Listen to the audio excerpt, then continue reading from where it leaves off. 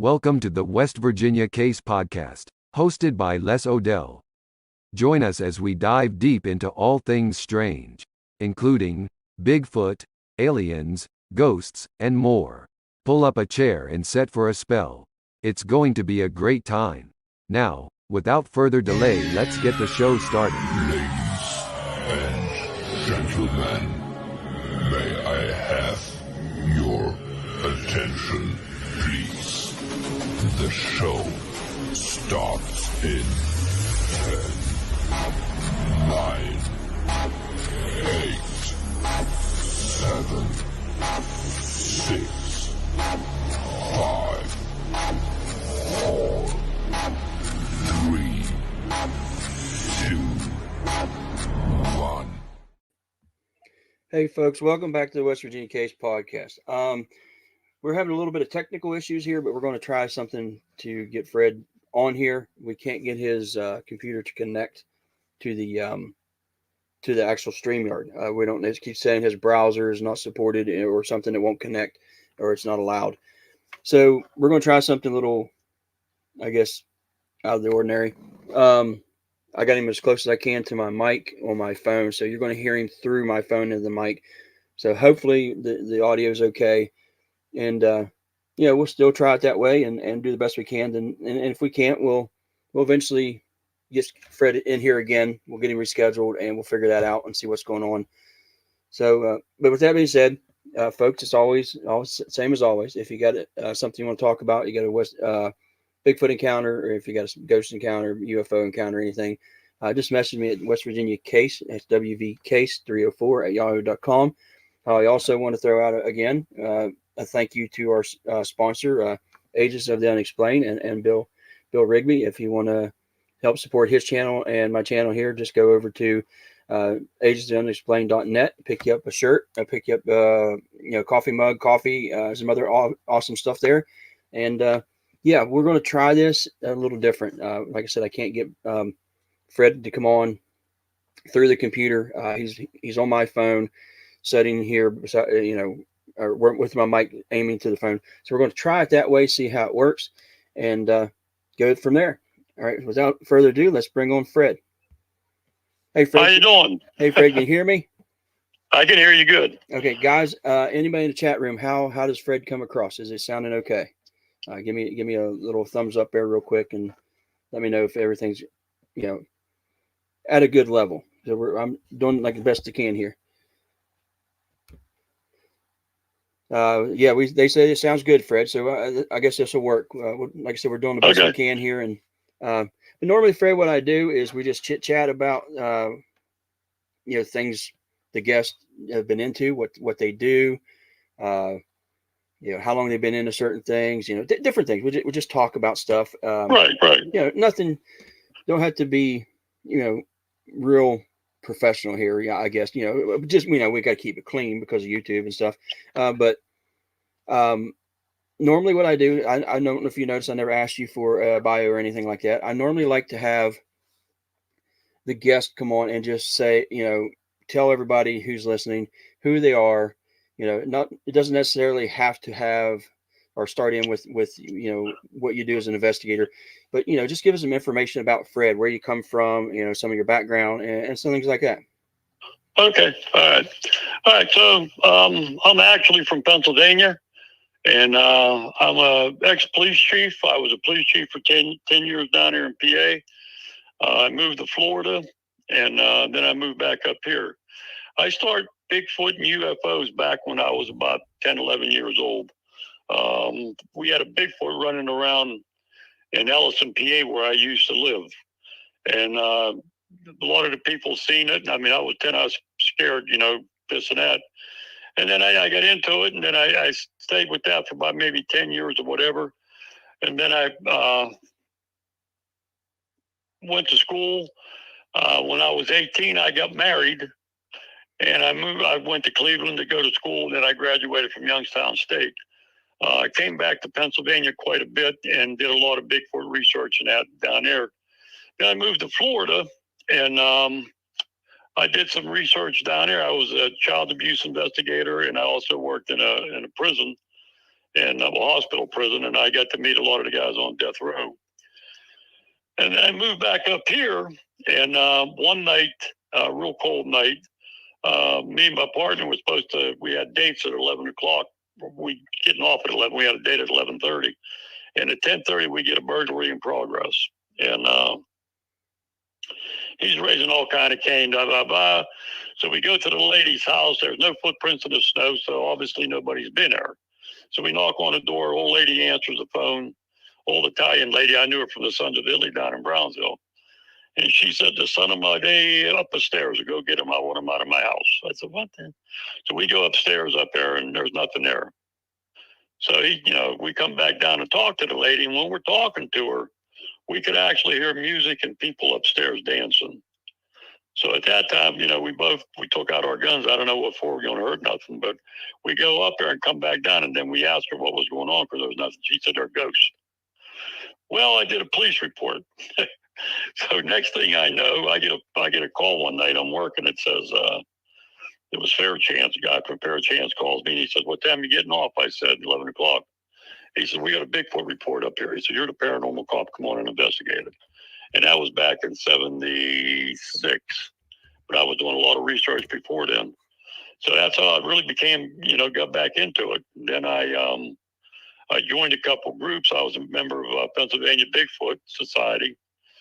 And then I started my own group, Fayette County, Pennsylvania Bigfoot Research Project. That's when I was living in Pennsylvania. Then I moved to West Virginia, and I also belonged to Brian's group. Moved back to what? Center for Unexplained Events, that one? Right. And worked with him quite a bit. Brian and I have been working together for about 15 years now. And then I started the West Virginia Center for Unexplained Events. And I'm also in MUFON. I'm the state director for MUFON in West Virginia and assistant state director in Pennsylvania. Just to some people may not know what MUFON is, because I actually ran into that this week when I talked to a gentleman. Can you explain what MUFON actually is? Okay. MUFON means the Mutual UFO Network. We have people all over the world. We got about, I think, 500 investigators. We got people in Korea. I don't think we got any in China. We have people all over the place. And we get, I got a case today, and I assigned it up in York, Pennsylvania. So we do investigations. We do abductions. I did an abduction down by Les's house the other day, and it turned out to be nothing really. But we do that. Then we have a group called the Abduction Research Team. And then we do the case. And then if we feel whatever, we give it to them, and then they follow it up. So we do quite a bit of stuff in MUFON. And I also teach classes. I've been teaching classes now for, say, about 5 or 6 years on or more on UFOs, Bigfoot, cryptozoology. And I was teaching conspiracy, but I made some people mad when I started talking about some conspiracies. And so I didn't do that for a while. Now they want me to do it again. So I'm teaching a class this fall on that again. So. Well, how long have you been a part of MUFON, Fred? Since 1990. Wow. I was in Daytona, and I was going to the meetings down in Merritt Island. And Joseph, he's back here. He was in Korea for a while. He was a state section director down there, and he was saying, why don't you just take over up there? And I did. And I stayed with them. Now I've been with them for about 30 years or more. In that 30 years, how many cases do you think you've seen? I would say I've done about maybe 200. Okay. That's about it. You talk to some people, they say 500. That's a hell of a lot of cases. 200, How many? I don't know how much you can answer, but percentage of those, how much? What's the percentage of those would be just like a sighting compared to maybe abduction case? I would say 70% are sightings. Okay. And 70% are lights in the sky. Okay. All right. And then you got 30%. And in a lot of cases that come in less are entity cases. Like a guy today called me from Texas. And I said, like, why are you calling me? You're in Texas. And he said, well, I talked to somebody down here from MUFON, and they gave me your phone number. I was really. But anyhow, he's been having entities come in his house now for the last 2 weeks. I talked to him today for about an hour. And he's supposed to do something tonight. He's going to call me back tomorrow, let me know what's happening. So I know you and I don't know, it's been a handful of years ago now.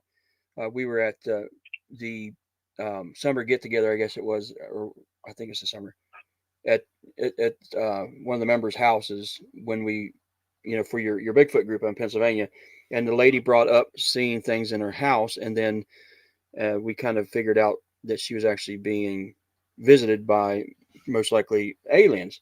right. How many cases have you got similar to that where people think their house is haunted, and you go in and you kind of figure out, well, you might have these entities coming into your home? I'll tell you what. I'll tell you a story real quick here before I get into it. I got a report here about 3 years ago. It came from the penitentiary down in Moundsville, and the guy said that he's seen an alien in the penitentiary. No, he just called it. He called in a report, and he says, "Call me." So I called him up. He was from Michigan. Then the guy's a millionaire, and him and 3 other guys come to Moundsville every year. They pay $5,000. They stay from 12 in the afternoon till 12 in the afternoon. Mm-hmm. So he told me that he was walking down a tier. On one side, he was walking on the first. Well, you got the floor, then you got the first tier, and he felt somebody was watching him. And he looked over and he seen a gray coming out of the cell. He took a picture of it. Well, I had the picture analyzed, and they said the picture was true. I mean, there was nothing. It wasn't, whatever. But he wanted the picture because he said if the picture got out, it would be, a problem for him, which I wouldn't give it to nobody. But still, he wanted it, so I gave it to him. But I think that there's a big thing now with a lot of the cases where people are ghost hunting. I've talked to some people. They see aliens, and then people who hunt aliens see ghosts. Especially in abduction cases. A lot of times, say your grandmother died or your grandfather died, people say they see their relatives on a craft.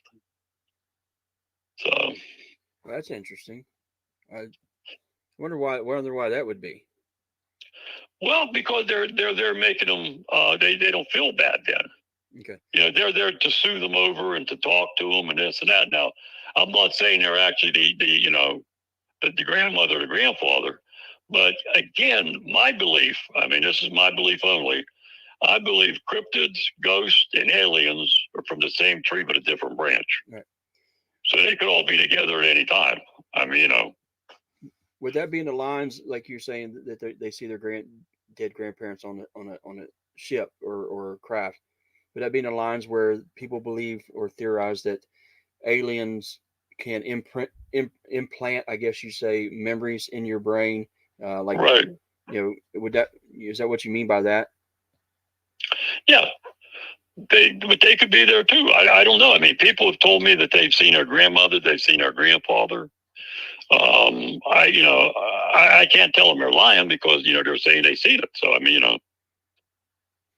you got, right now, I tell you what, I don't know what's going on in the world, but everything is going topsy-turvy. Right. I mean, people are all getting mad at each other. It's ridiculous. Again, here I go with one of my far out things there. Right. I believe that the 5G towers, right, they're not made for what they're made for. I believe that they're actually creating a bunch of disturbances around here. But you go on a road, you see them every 3 miles along the road. I mean, why would they be along the road? It's like they could aim at the car. Right. I don't know. There's something going on. So.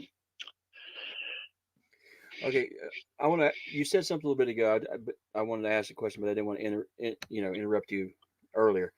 You said something about being in the prison system in Florida, right? And you knew some of the lifers down there, and I remember you talking about this before. Could you tell people, like, you actually knew some of the well-known? Yeah. I guess. Well, I used to drink coffee with Ted Bundy. Really? I would see Ted. Ted used to come once a week, and he normally came the night I was working. I worked hospital 3 nights, and I worked security, around the building and that 2 nights. And Ted, I became friends with him. I really did. I mean, me and him used to sit down and have discussions and this and that. And as a matter of fact, Bill Burns from UFO Hunters, he wanted me to go on a couple documentaries, but I got to get permission from the prison to talk, and they won't give me the permission. So I never been on there. But a guy called me up the other day. He asked me if I was coming up. They were having a conference up in Philadelphia here in November. And he asked me if I was coming up. And he says, do you want to be on television? Whatever. If I go, I go. If I don't, I don't. But he says, the only thing I want you to say is that you knew Ted Bundy, and you talked to him. And what was his attitude? That's all I want to know. Well, I don't need the prison to tell me yes or no with that. So, I mean, if that's the case, I'll probably be on his documentary. I don't know. And I'll tell you a case real quick here, which is interesting. A lot of people would like to hear this. We had an old man, old black guy, his name was Richardson. And and this is something that I, really, when I was a cop, I thought anybody in prison, they belonged there. But this guy, he was set on it. He allegedly he killed these 7 kids. He poisoned them. And his trial lasted a half hour. He got 7 death sentences in a half hour. So that was a real quick trial. But anyhow, he sat on an electric chair twice. And he was in jail for 25 years. And right before he was supposed to be electrocuted again in March. And right before Thanksgiving, the day before Thanksgiving, I was working. He had a massive heart attack. And, I had the helicopter there. So I said, why don't you just let the guy die? I mean, really. I mean, you want to put him in an electric chair and kill him. I'd let him die now. Oh, no. We got to kill him in an electric chair. I mean, really. So they took him down to Shands. And I used to have to go down there and sit with the guy and talk to him and that. And I really believed the guy. I mean, really believed that he was innocent. I don't think he did it. So he got out of the hospital, and 1 week before they put you in an electric chair, they send you over for a physical to make sure you're healthy enough to get electrocuted. Imagine that. Yeah. So, I mean, I'm sitting there talking to him, and I'll tell you what, I really felt bad. I really did. And I'm saying, like, Mr. Richardson, I don't know what to say to you. And he says, boss man, he said, one good thing about this, I can seize my kids. And, with that, he left. And I said, wow. So 2 days before he was supposed to be electrocuted again, his next door neighbor went to the priest and confessed that she did it. She had cancer and was dying. And that, so they had she did it and he was innocent. Here was a guy sat on a chair twice and almost got killed for something he didn't do. Right. So they let him out. I mean, so let's look at prisons now. How many people in prisons may not have even done anything? Right. And that's actually changed my mind about criminals. I mean, I believe now that there's only 3 people know what happened: you, the victim, and God. Right. If I didn't investigate it, I can't say nothing about it. So you moved when you were in Florida. You moved back. Yeah. You moved back to PA or Ohio. Right. You moved back to Pennsylvania. I moved back to Pennsylvania. Yeah. As soon as I got back, I started doing Bigfoot and UFOs again. Okay. Well, I never stopped doing UFOs really for about 2 months, and then John Gentry called me up and said, "Hey, I heard you moved from Florida. You want to be an investigator?" So I said, "Yeah," and I became an investigator again. It was about 2 months. So, somebody in the chat here wanted to ask you a question: have you ever had your own sighting of a UFO? Yeah, a couple times. I can't, again, I seen something. It could have been a UFO, and maybe it was something else. That's what you got to look at it. I actually made it a UFO. I mean, to me, it was unknown. Right. And I'd like to say something about that too. Actually, I was abducted when I was 4, and I never found out about that till I was 40-some years old. And a neighbor of mine told me when I moved back from Florida that I was abducted. And she said that their police was there, and my grandmother and grandfather, they raised me, they were crying, and all my relatives were there. They were looking for me. They couldn't find me. And she said they went back up to my bedroom, and I was there sleeping. Mm-hmm. So, and I told her, I said, I think you're crazy. And she said, no, she have her brother tell me. Have him call me. And I said, you won't tell your brother what to say and, whatever. He called right then as what would have it. He told me the same exact story as she did. I said, wow. So I'm sitting there now, like, wow. I mean, I was abducted. Then a couple of times I'm thinking, I had some missing time. Right. And I'm going like, wow. So being in MUFON, I know a bunch of people do regressions. Mm-hmm. Personally, I will not do a regression. You ever hear of false memory syndrome? Oh yeah, yeah. Okay, I'm into that. I mean, but anyhow, so about a year later, I'm sitting on a chair with Bang Bang, my cat, and a UFO story come on, and it was little aliens, little grays with hoodies on. And honest to God, it came to me. I could see them in my bedroom. It was unreal, man. It was like all over again. I didn't see the ship or anything, but I seen them. So I said, wow. So then here about, say last year, Danny Miller? I don't think so. Okay, anyhow, he's the guy with white hair I hang out with. So me and him went down to. Okay, yeah, I'm sorry. Yeah, I didn't know his name. Yeah, Sorry. Yeah, it's Danny Miller. So me and him went down to Saltport to do some research down there on Bigfoot. And we was doing it. We went down to Hozak's Cave down there. So we're sitting there eating. It's like, I looked at my watch and I said, hey, Danny, it's 3:30. I said, let's, eat this and get the hell back up there and get some stuff down here. He said, okay. Right when I said that, the sky lit up. You could actually read a newspaper. And I looked at him and I said, you got your gun? He said, yeah. He said, why? I said, I don't know. Something's happening there. So it went dark again. About 20 seconds later, it lit back up again, and there was a red orb in the light. Okay? Yeah. The next thing we remember, it's 6:30 in the morning, and we're standing outside the truck. We had 3 hours missing time that night. Okay. All right. Well, I want to get back to that, but I want to jog back a little bit here. Tell me, you started seeing once you had this memory jogged from a TV show. Tell me about the abduction when you were 3 or 4 years old. I mean, how much of that do you remember? I don't remember nothing. Okay. I don't remember nothing. Well, how did they know you? How did the lady know you were abducted?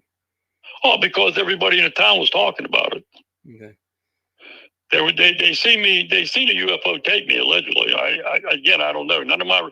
I asked my one uncle. I said, I understand I was abducted when I was 4. Mm-hmm. And he looked at me and said, how would I know? He says, I was in Korea. Right. Which, how would I know is telling me, yeah. Okay. So I think I've been abducted a couple times since. But, I can't really say I have or I haven't. So do you think you were abducted at Hozak's Cave, or you just think there was some type? Yeah, I think we were taken. Yeah. Okay. And another interesting thing here, there was a guy, and was fishing with his future son-in-law. They were abducted, and actually, Ohio MUFON did a case on it, and they said, yeah, they were abducted. They did tests. They tested the clothing and all that stuff. So we went back down there. We go down there every now and then, see if we can get abducted again. So they never come back and got us yet. But anyhow, so the bridge was out. So we went up to the place where you go in the hotel and that, what they call it, where you go into sleeping at. Okay? Yeah. So we go in there and I said, I need a map because the bridge is out down there at Hozak's Cave. So the girl looked at me and she says, well, you guys Bigfoot hunters? And we said, no, we hunt UFOs. Those people's mouth opened, like, oh my God, it was like we hit a nerve in there. Mm-hmm. They didn't say a word. So something's been happening out there. There's no doubt about it.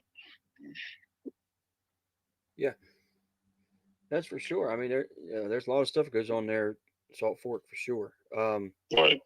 But so have you been into UFOs well before Bigfoot then? Oh yeah, yeah. Now, were you into the paranormal before that, or which was your first Which did you delve into first, paranormal Well, or? okay, no, first would be Bigfoot. Okay. Because when I was a little kid, he was running around. I never forget the one guy saying, I can't say it on the phone what he was saying, but he was yelling that the thing was chasing him. Okay. And, I could hear it at night yelling at that. And I, what the? And we had a stone quarry where I lived. We used to go up and hang out at the dairy bar when I was 10 years old. And we got to that stone quarry, and that's where the thing hang out, man. You could see us running. I mean, we ran. And then in 1965, two people seen the Bigfoot walk through the town that I lived in. And, and then UFOs came after that. I was seeing a couple things on TV, and I started looking in the sky, and I'm seeing things I can't explain in that, and I got into that then. Okay. And I hunted ghosts for a while too, but. And when did you do any Bigfoot investigating in Florida when you were there? Yeah, up around where I lived up there. I lived in North Florida. Okay. They had a couple parts up there where they allegedly seen a skunk ape. Okay. But we went there and we never found any prints or anything. I never really got anything from her. I know the answer to this pretty much, but how long have you been doing this? All of it? All together? All together, yeah. I'm 75 right now, and I started when I was about 10. Okay. So about 60 some years. Okay. Have you seen a Bigfoot yourself? No. No. I will say this, though. I have seen at a distance what appeared to be a head looking from around a tree on numerous occasions. You like that word, numerous? Right. On numerous occasions, all right? But when I get to the tree, there's nothing there. Right. This is where I get into the interdimensional Bigfoot. Right. It's not an animal. It's it can come and go as it pleases. But I will not say I've seen a Bigfoot until I see it eye to eye. Right. I mean, there's a lot of people out there. I tell you what, they get into this, and within 2 months, they've seen 10 Bigfoot. Right. So. And I will say that I knew that answer to the question already, and I wanted other people to hear that, folks. That's what I'm with Fred. Not every person that's an investigator or researcher will have a sighting. There are people out there that call themselves Bigfoot researchers and investigators that seems like every time they go somewhere, they have a sighting. It doesn't always happen. Fred's never had one. I don't know if I did. I might have, but I can't say I'm with Fred. I didn't see it eye to eye, so I can't say I actually did. Brian that Seach that he talks about earlier. To my knowledge, Brian has never seen a Bigfoot. No, never. And I think he's been doing this, 35, 40 years. Yeah. And there are many other people out there like that. Even though we're out there and we're doing our thing, not everybody sees one. And it's not always, you do have these people like, oh, yep, I seen one in this state. I seen 5 in this state. Everywhere where they go, they see something. But or they go camping, and there's a handprint on their car all the time, or whatever. Yeah. So, but again, Paul Johnson, you know Paul. Yeah. Okay, so Paul Johnson, so that people don't know, he taught chemistry down at Duquesne University. Yeah, very intelligent man.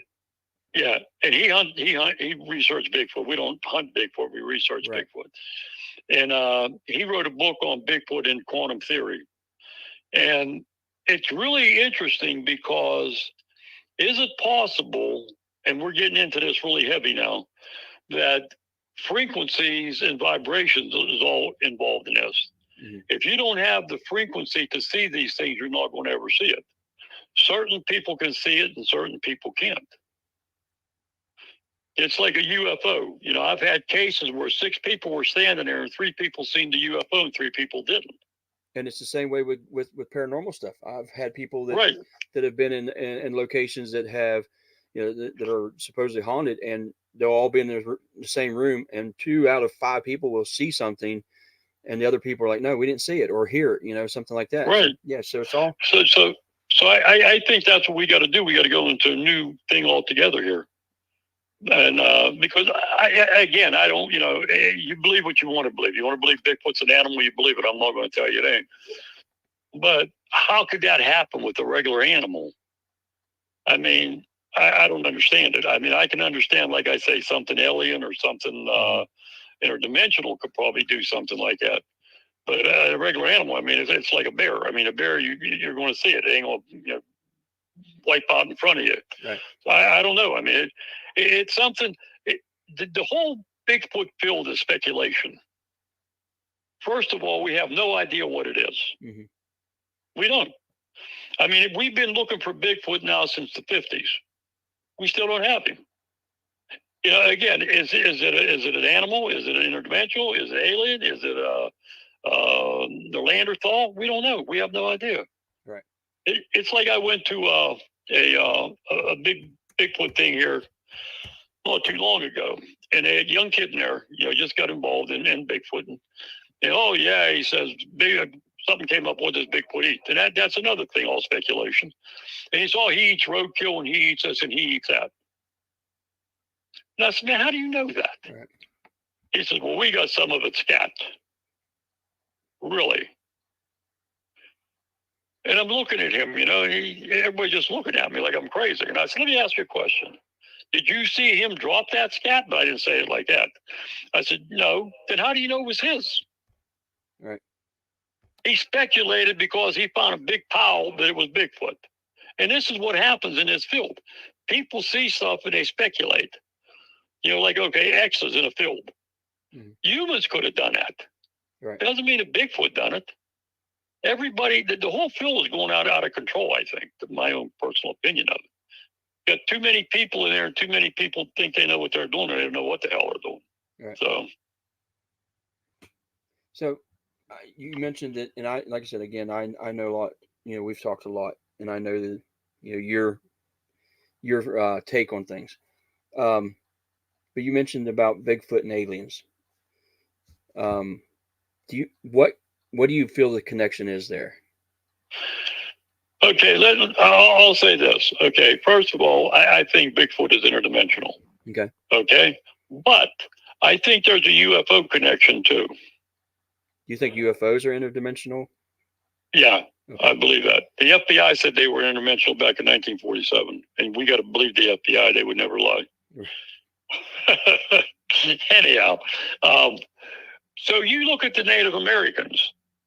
They talk, and the Native Americans, see, when we came here, the white man came to this land here. We should have listened to them, but we thought we knew more than they did, which we didn't. They could tell us stuff from way back. The sky people and this and that they talk about. They got pictures drawn of Bigfoot 2,000 years ago and little grays on whatever.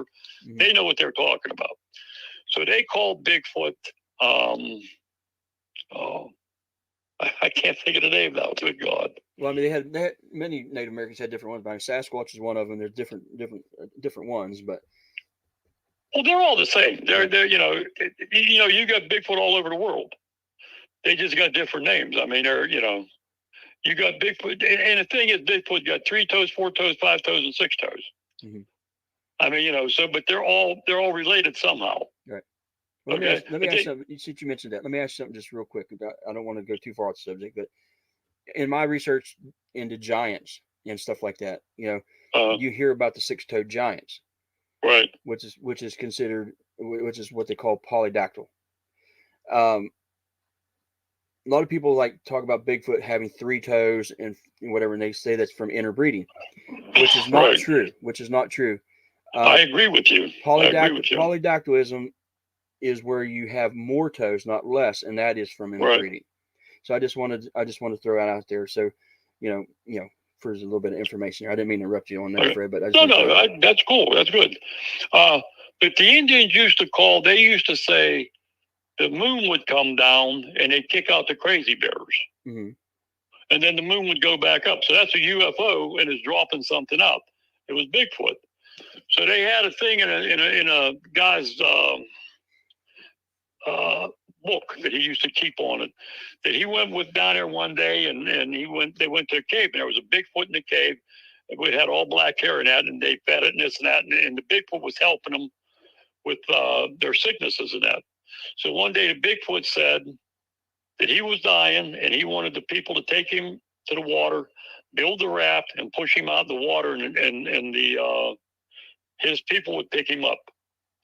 Well, the Indians, this is back in like the 1800s. So they're, what are you talking about? So they hid and watched. They say the moon came down. The underneath of the moon opened up. A light came out and brought him up into the moon. Now, how would they know that if they didn't see that? Right. And then today, for example, you got a lot of cases with Bigfoot and UFOs. You got Prescal in Erie. Right. You got the case down in Fayette County where the UFO landed in the field. Chestnut and the Ridge? No, that wasn't Chestnut Ridge. That was down. Okay. Yeah, that was down by where I live. Okay. And down by Grindstone. Okay. And they shot the one, and when he threw his arm up in the air, the UFO left, and he didn't die. He just walked away. There's a lot of cases where Bigfoot is involved with UFOs, and lately people are starting to talk about it. But say 10 years ago, if you would tell MUFON, if you don't talk about Bigfoot because there's no such thing. He's not affiliated with the UFO. Bigfoot researcher, what is it? The big one, Bobo and them guys. BFRO. Yeah, if you've seen a Bigfoot and there was a UFO involved, they wouldn't take it. Right. So how many cases did we lose because of that? You know what I mean? Right. But we still have a lot of cases where you have a Bigfoot and a UFO. I mean, what's his name? The guy that does the abductions research. He says that a lot of times you have people that see Bigfoot in a UFO there when they're abducted. Mm-hmm. So, I mean, there's something there. I mean, it's something we got to look at. But again, everybody wants to have their own opinion and will not sit down and talk. Right. I got my opinion, and that's my opinion, and the hell with you. Right. Which is wrong. I mean, I know people that got 200 cases, right. Bigfoot cases, and they won't tell nobody anything about them. They hoard them. Right. Why are you even doing it? We're supposed to be trying to find out what this thing is. So, say, for example, every Friday night when the moon's out and it rains, there's a Bigfoot there. Don't you think that would help somebody to look for a Bigfoot? Right. Oh, no, they may find it and I don't. So, I mean, really. So, like I say, the whole field just going crazy, man. Right. Yeah, I agree. I think it's more beneficial to the field, whether it's Bigfoot, UFOs or whatnot, to share with one another. I mean, if you don't, it's where are you getting? I mean, you're getting nowhere. I mean, you can keep your own research, yeah, but maybe there's something somebody else has that will actually teach you something different about your own research. You know what I mean? And make a connection there, and just put a piece in the puzzle and go on and continue to try to, complete the puzzle at least. But I don't know. Some people don't want to do that. A lot of people don't want to do that, man. Yeah. They want to keep it for themselves. I mean, it's like they hoard the stuff. I mean, and then like I say, a lot of places they say there's Bigfoot everywhere. And I've been down there. I've never seen it. But then again, maybe I can't see because I don't have the right frequency to see it. I don't know. I mean, I'm open for anything. I sit down and listen to everybody. I mean, I think every day is a learning experience as far as I'm concerned. I mean, I'm 75 years old and I learned some stuff the other day I never knew. Right. And I'm going like, wow, I mean, that's really interesting. And then you got to start all over again. I mean, like, wow. I mean, now that pushes everything out. I mean, like Nick Redfern said that Bigfoot could be a ghost. Mm-hmm. Okay, well, how do you come to that thing? Well, okay, the lady was out in the park and she was walking her dog and she seen what appeared to be a thing with the teeth, the long teeth, some kind of tiger. A saber-toothed tiger? Saber-toothed tiger. Right. And she said, oh, my God. And she said she thought it was over for her. And then she looked and the feet weren't there. Right. And then it just started vanishing as it went up. And a lot of people said Bigfoot vanishes right in front of them. Right. So could he be a ghost? Well, we don't know. Let me ask you something. When you mentioned that, now you talk about interdimensional, and right. I guess I don't know how it works. I'm not a scientist and whatnot. Definitely, I can clearly state that.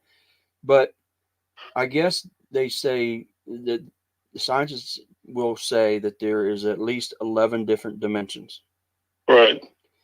Do you think you know, in some of these cases where, I mean, not necessarily the Bigfoot or whatever traveling from dimension to dimension, you know, as far as having that ability, or, you know, Right. whatever being could do that. Do you think that somehow, maybe sometimes these dimensions can kind of mesh, like say they're being, like say they're linear, say all 11 of these dimensions are linear, and Yeah. at some point in time maybe there's a bend, and one dimension, almost like time or whatever, one dimension comes and touches another, like meshes into Right. another. Right. Do you think Well, okay. some of these sightings that people are having, where they'll see them and they just disappear, that maybe that's what's happening, that maybe two dimensions are just coming together, then with for a split Yeah. second, then they're Yeah. then they like separate, I guess. Okay. So you got John Kill. You know John Kill, Yeah. Mothman guy. Okay. He called them ultra terrestrials. Right. He says that they can slip in and out of each dimension when they want to come in and go out. Mhm. So, like right now in a dimension, maybe there's a whole Bigfoot family somewhere where I'm sitting in my house in another dimension in the same place. There's a Bigfoot family, and they just bleed in and bleed out. I mean, that could be very possible too. Yeah. Well, But I mean, you got to have the what you call to think that way though. People don't think out of the box with this stuff. That's the problem. well, if that's the case, you know, they can go from one to another, then in my opinion, I mean, I don't know about yours, but in my opinion, then they're probably still a flesh and blood animal of some sort, some kind of being, correct? They are when they get here. Yeah. So do you But think? they're not. They can actually leave. Like, okay, say for example, somebody shoots a Bigfoot and it goes. Right. Does it die? That's why we won't find the body, because it goes back to its dimension. Okay. Do you think they? What do you think they might materialize from one dimension, or you think there's a gateway? I mean, I'm trying to. I really don't know, Les. Okay. There could be a portal, and they could just bleed in and bleed out. I mean, I really don't know. Okay. Yeah, I mean, I'm just trying to ask a question. I'm not trying Yeah. to bust I mean, your I'm balls, not. Fred. I'm not going to say something I don't know here. I mean, it's right. I think that's a good question. But you got a lot of times, like, okay, say for example, you got a football field. Mhm. Okay, this is a good one. And there's a foot of snow on the ground. Right. A Bigfoot comes down at the 10-yard line. Okay, and he starts walking to the next 10-yard line. And then he vanishes. There's no more footprints. Mhm. Where did he come from and where did he go? Right. How many times have you walked up to the side of a hill or a mountain and there was one Bigfoot print there? Why do we only find one print? Right. A lot of times we don't find two or three prints. We find one. I found one the other day down at Thomas and Run. I couldn't cast it because it wasn't that great, but it was a Bigfoot print. I showed it to 6 people and they all said, yeah. And, but again, one print. Now, if we looked at the, what's called theory, I said Paul did. Oh, Christ. My mind, I tell you, when you get old, you can't think like you used to. Yeah. Quantum theory. The quantum theory, yeah. Okay, Paul says that in quantum theory, Bigfoot could put his foot down and he could be 5 miles away by the time he picks his foot up in quantum theory. Right. Is that possible? Right. So, like I say, I mean, it's all speculation, man. We have no idea. Right. And like I say again, people don't want to work together. Everybody wants to, we'll never find the answer. Believe me. I hope. I always say when I die, I know I'm going up, but they're going to put me in the middle for a while. Right. They're putting me in a room there where there's nothing there but a table and chairs. I'm sitting there, and here comes the Mothman walking in, and then here comes the Lizard Man, and then Bigfoot. And then one of them looks at me and says, "You came this damn close." I mean, I just like to see something before I die. I mean, really. Yeah. But then again, I mean, I don't know. I mean, it's interesting. So yeah. Well, let me ask you another thing. In all your research, when you go out and you look into some Bigfoot sightings, and there's some strange aspects to that sighting, do you stick solely to that Bigfoot sighting, or do you branch out to see if in that area there has been UFO sightings? Has there been some ghost sightings? Are there hauntings? Oh, yeah. Okay. I'll look at like if I go somewhere. Okay, so say I'm walking down in the woods there, and all of a sudden it gets kind of quiet. You can't hear nothing. That's a sign of a Bigfoot there. when you can hear a pin drop in the woods. There ain't no birds chirping and ain't nothing, whatever. I'll look around and see. Then I'll go and I'll start doing research on that whole area. Has there been any ghost sightings there? Has there been any, black cats, panthers, or whatever, anything like that? And you check out the whole area and see what the hell happened in that area. Mm. And if I, go around, I might even go ask people who live around there. You ever see anything? See what they say. Yeah. A lot of times they'll look at you and they'll say, no, damn well they're lying. Right. But you can't say that to them. Right. So something's really happening there. How many? I know I've heard people say there's a correlation between Bigfoot sightings and panther sightings. Do you feel there is? I believe that's probably his pet. Okay. They don't put a rope around its neck and walk it. I mean, it goes with them. So, let me ask you another. I mean, I know I'm bombarding you with questions here, Fred, but I enjoy picking your mind. Do you think there's any possibility that Bigfoot could be like some sort of shapeshifter? Because I've taken a couple reports where it seems to go from seeing this thing, and one report actually, the gentleman talks about it changing into a deer. The other one I took was from the southern part of West Virginia. A guy was telling me that, but there was all kind of weird stuff with this one also, which led into some seemed like UFO stuff. But he said that this thing, and as well as I do, in some of the Native American lore, they talk about Bigfoot come from the trees. Now I don't know. I don't know if that means they actually come from trees, or that means they come from the woods. They live in. Well, I think a lot of times they're in the trees. Okay, because I don't understand how they can be in a tree with the weight. Right. But real quick here, I had a case about 10 years ago. Me and Marie. Remember Maria used to come to all the meetings. We went down. The lady said every time she had her grandson, there would be a juvenile, and he'd be up in a tree watching him. And he fell down to one tree fell down out of the tree one time. And we went down, and there was branches broken, and there was little prints there. We couldn't really get cast of them, but we seen them. So I mean, maybe they are in there. Maybe if they're interdimensional or whatever, maybe they weigh nothing, so they could be up in the trees. A lot of time, people will tell you when you're out Bigfoot research and look up in the trees, you might see one. I've never seen one in a tree, but a lot of people say that's very possible. Yeah, I mean, you hear in a lot of accounts people hearing large thuds, before a sighting, and they believe they've jumped from a tree or coming from a tree. But why I brought up the trees is the guy that I was talking to in the southern part of the state said on his aunt's property there is a large stump of an I don't forget what kind of tree it was, but a very large stump. And he has witnessed himself, he told me, one of these creatures materializing from this stump. Yeah. I mean, could that be? I believe that. Is that like I believe that. You think that's some kind of interdimensional portal from the stump? Yeah, it could be. It could be. It's like you made a statement too. Deer. Okay. Is it possible? Okay, everybody sees Bigfoot going in the woods and never coming back out. Right. Is it possible he actually does shape into a deer? Right. Or to another animal in the woods? Or he even shapes into one of us. Right. And becomes a human. Right. I mean, again, we don't know. I mean, how many times they say they had Bigfoot cornered? Right. And they never got him. I mean, so did he shapeshift into a person? He's standing there laughing at everybody. He's like, look at that. They're looking for me. I'm standing right here with you. I mean, again, we learn something, and then we have to start all over again, right.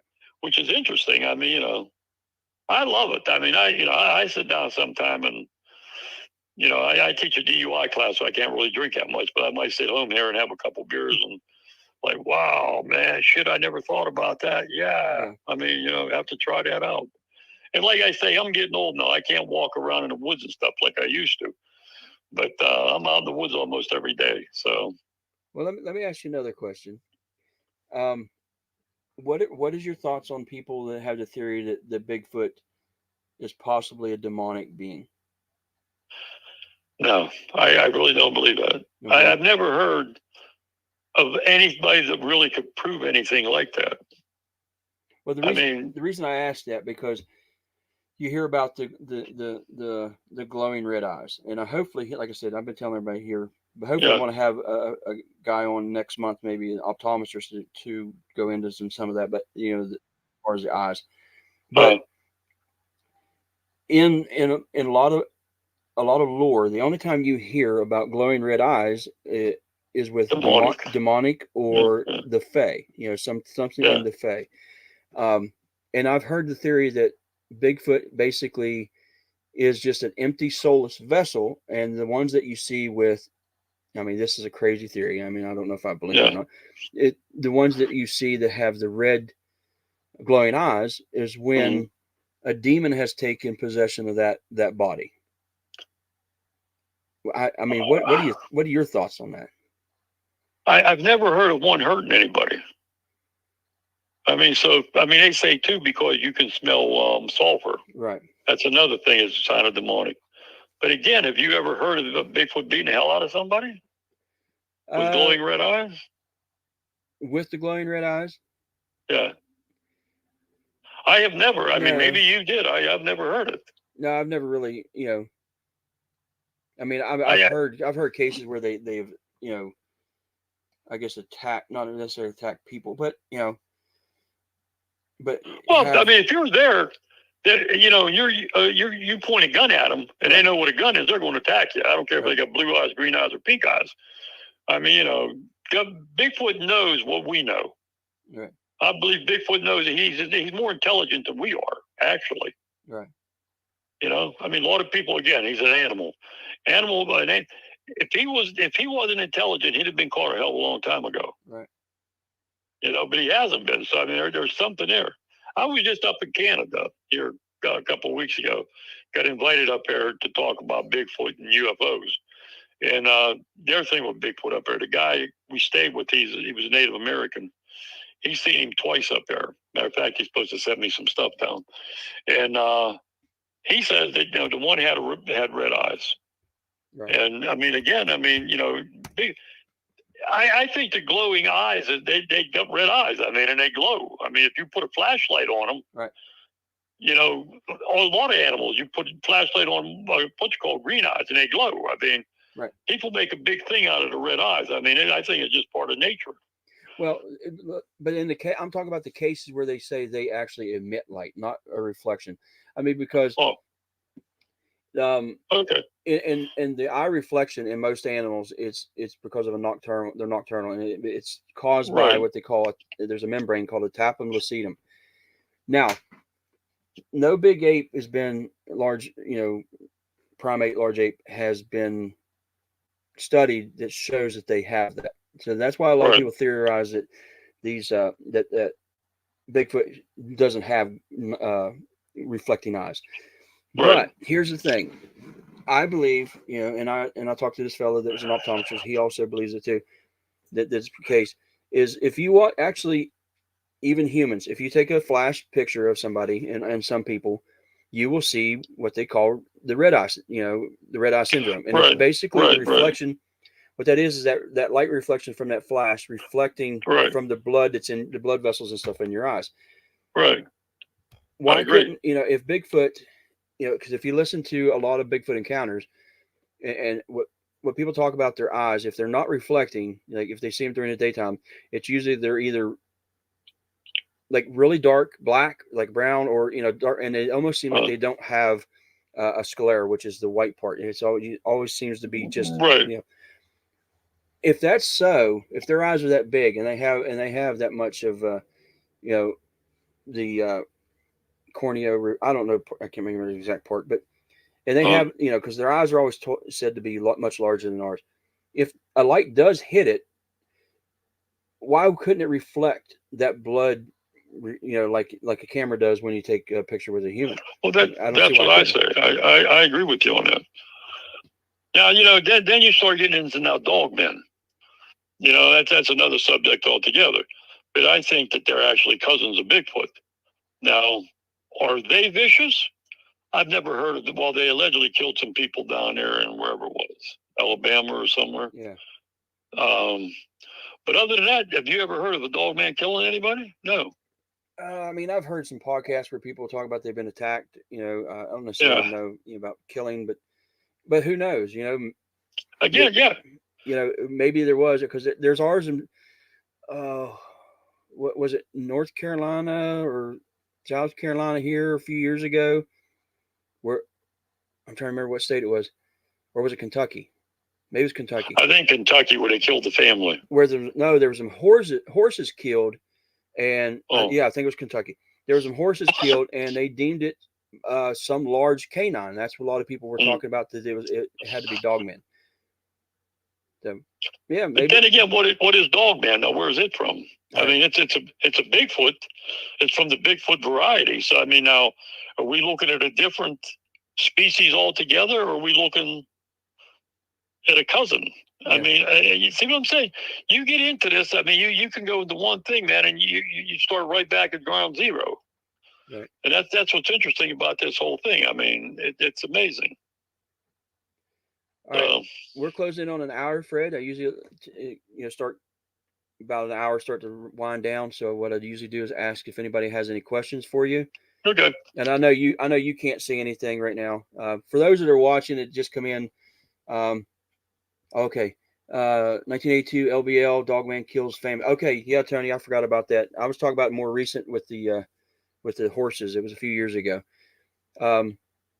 Yeah, one of the guys in the chat here, Fred, says in 1982 at the LBL, Dogman killed a whole family.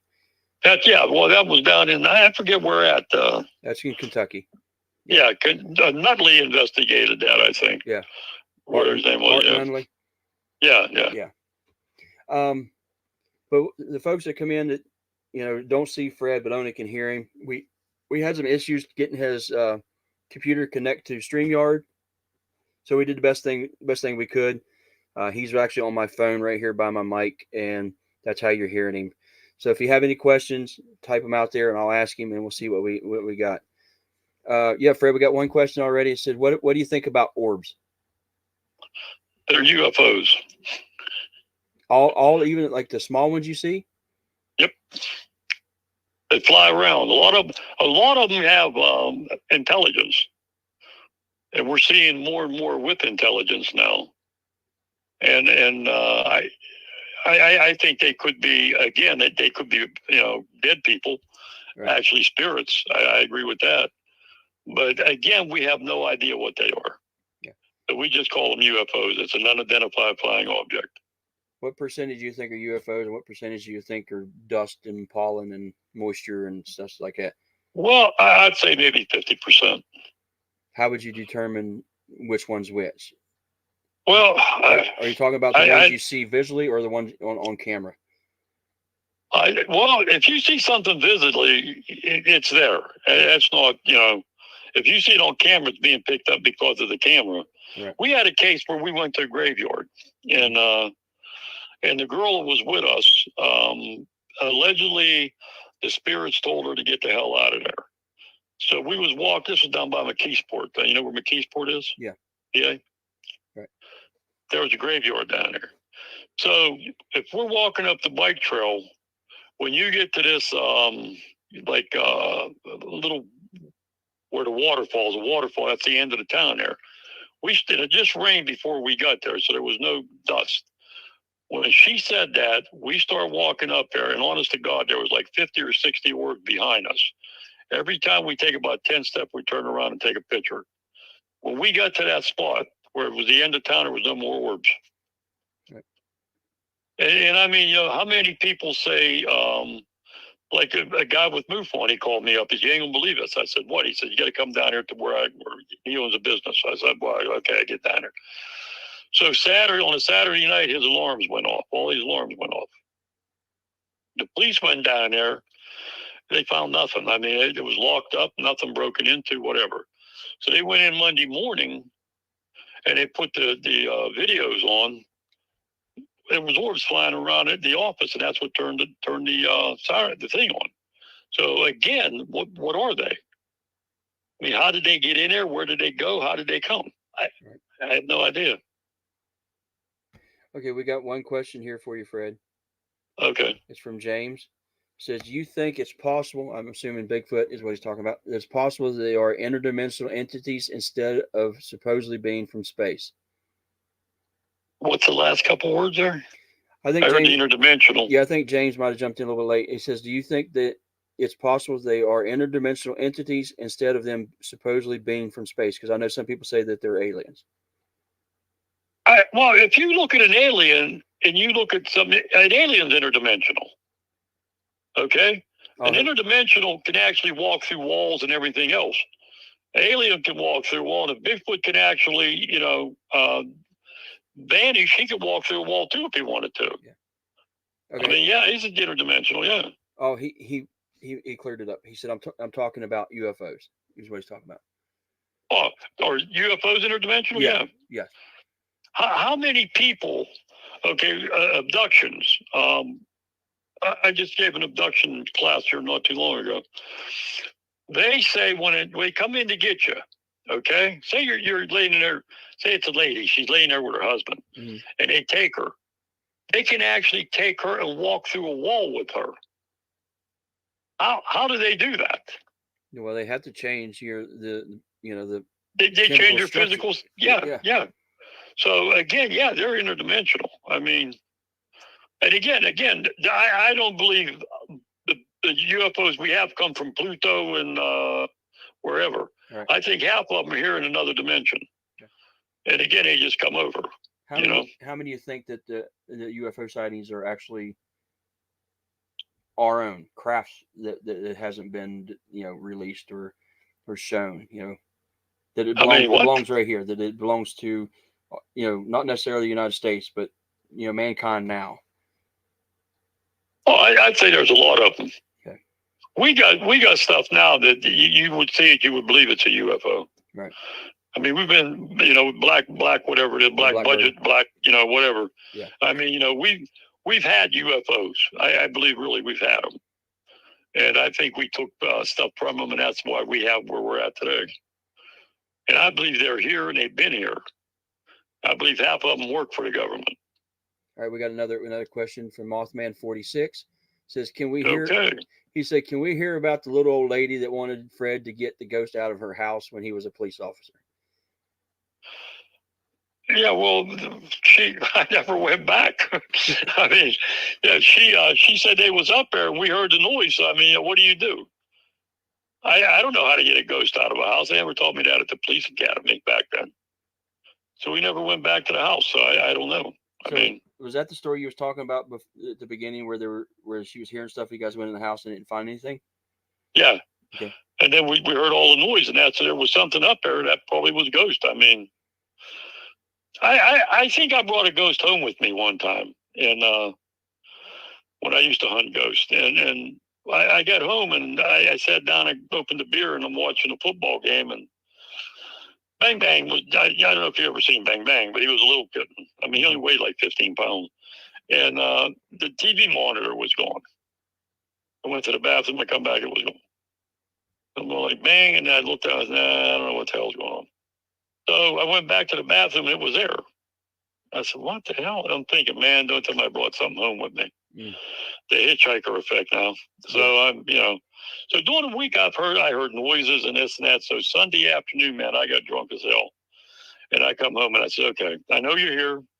If you're here, make a noise. And I thought my kitchen was caving in, man. That's how loud it was. Wow. And then I said, I'll tell you what, we can be friends. You can live here as long as you want. Don't bother me, and I won't bother you. I never heard nothing else about it. Right. So, and the cat never looked at it. Bang Bang used to always look over the corner like, something was over there. And he quit looking over there. So maybe Bang Bang and him became friends too. I don't know. But again, what is a ghost? Yeah. I mean, we don't know. We're so bright. We know everything. I mean, we can send people to I was talking the other day to two super soldiers, they call themselves. They've been to Mars and back. That's the latest. Yeah. How in the hell did you get to Mars? Right. Well, they really don't want to talk, so I didn't push the issue, but I'm going to. Right. We can do that at another time. Right. Well, that's an interesting subject. Yeah, I have to have you back on, Fred. We'll have to reschedule again, come back on and chit chat some more, and let me pick your brain a little bit more. And it's been a while since we got to talk and hang out. I mean, Right. I know everything. Life gets in the way sometimes. My new job won't allow me, because I used to come up to your meetings all the time, and Right. my job Right. won't allow me to do that. It doesn't give me the time. I don't have Well, the time to make it there. I was down in Morgantown yesterday, Yeah. and I told you I was looking around. So we was looking around down there, but we went down to the insane asylum, and I was afraid if I got down there, man, I wouldn't come back out, but they let me. And then we went down to Sutton, and the Mothman. I mean, the Bigfoot thing was closed. They were open on Wednesday, Thursday, Friday, Saturday, Sunday. Yeah. So I was with some girl down there, and then we went to the other one. And he actually asked me if I would do a thing for kids down there. The Flatwoods Monster Museum.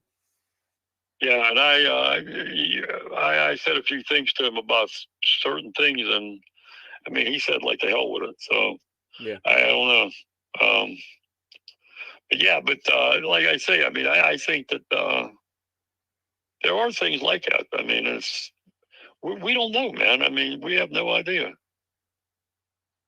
I mean, you can see a ghost at night, and then they just vanish too. That's why I say ghosts, UFO, aliens, and cryptids are from the same tree. Right. They all got the same powers. So yeah, seem to. I mean, whether it's how they do it, I'm not sure. Like you, I ain't either. You got a famous quote that I always tell other people. Like you said earlier, where they come from, where they go. I tell a lot of people that. That's it. I mean, I don't know. If I knew, I wouldn't be sitting here right now, watching a Democratic National Convention or whatever the hell it is. Whenever I talk to people, and I've always told them, I was like, there's two things that a friend of mine always says, and one that was the other one, and then the other one's whenever somebody sees something or something happens, you're always like sure to tell the person, always say it either was somebody or something. Or somebody or something. Don't always say something. You want to say somebody or something. And I've heard you say that many times. Yeah, because then you're making your mind up. Right. So it's somebody or something. Right. I mean, and then that way they can't say you're crazy. Right. Because you're saying somebody or something. If you just say it was something, then they'll come down with some off the wall bullshit. So. Right. Well, Fred, I'm glad you picked that up. Yeah, I have. I listened to you, man. I listened to you. I've been around you long enough. Yeah. I have a guy all the time when I see him. He says he'll always say someone or something. I said, okay, whatever. So. Well, like I said, Fred, I usually close out on about an hour. So I'm on about an hour and 10 minutes now. I want to thank you a bunch for coming. Okay, and I'll tell you what, man. I'll see you in Johnstown next month. Absolutely, I'll be there. Just all right, man. Don't hang up. Don't hang up. I'm gonna get back to you in a minute. Okay. Okay. All right. Well, friends, that's Fred Saluga. He is a longtime researcher. Been into it a long time. A wealth of knowledge. Some people agree with him. Some people don't. That's up to you. Even some of the things I may not exactly agree with him.